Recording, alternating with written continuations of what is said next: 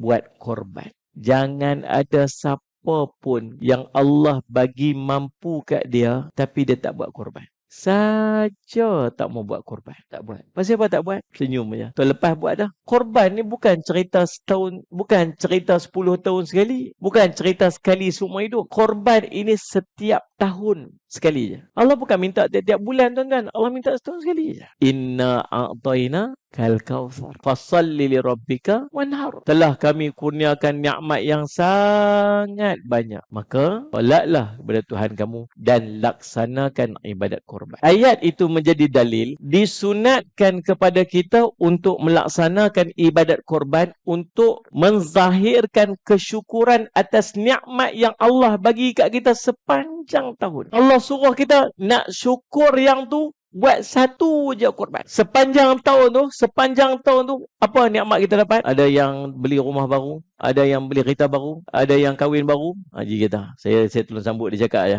Ni, kahwin baru tak bagi, kahwin lagi. Ada yang dapat anak, ada yang dapat cucu. Ni nikmat Allah bagi kat kita ni. Tangan ni boleh angkat ni, kaki boleh berjalan, nafas boleh tarik ni, mata boleh nampak, telinga boleh dengar ni. Ni berapa cuba abang nilai mata boleh nampak ni, telinga boleh dengar ni? Tak ada nilai, tuan-tuan. Gaji yang tuan-tuan dapat tiap-tiap bulan, kalau sebulan gaji 2,000, setahun tu dah 24,000. Betul tak matematik saya tu? Takut salah lagi malu. Kalau gaji 4,000 dah 48,000 hampa dapat setahun. Allah minta 800 hampa berkira. Kalau nilai material pun kita dah tak ada jawapan dah depan Allah. Tuan-tuan boleh beli handphone harga 6,000. Tuan-tuan tak boleh bagi 800. Kita berkira sungguh dengan Allah, tuan. Kita berkira, tuan. Geng sokok lagi nak jawab banyak lah, tuan-tuan. Kalau tak buat korban, bersiap. Nabi SAW kata apa? Jangan dekati tempat solat kami orang yang punya kemampuan tapi dia saja tak mau buat korban. Tahu tak kemampuan, nilai kemampuan tu tak kat mana? Yang sebut mampu tu siapa?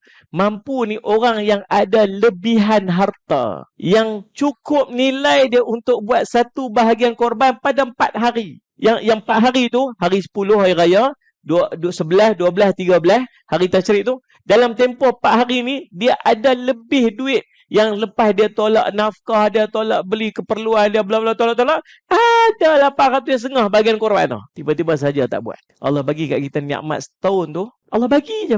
Bukan kena isi borang pun minta. Tak, Allah bagi. Masya Allah. Ni berapa nilai ni? Boleh inhale, exhale ni. Jantung kita yang duk pam. Mana berhenti pam. Daripada dalam perut mak lu sampai lah ni. Apa kira dengan Allah lah.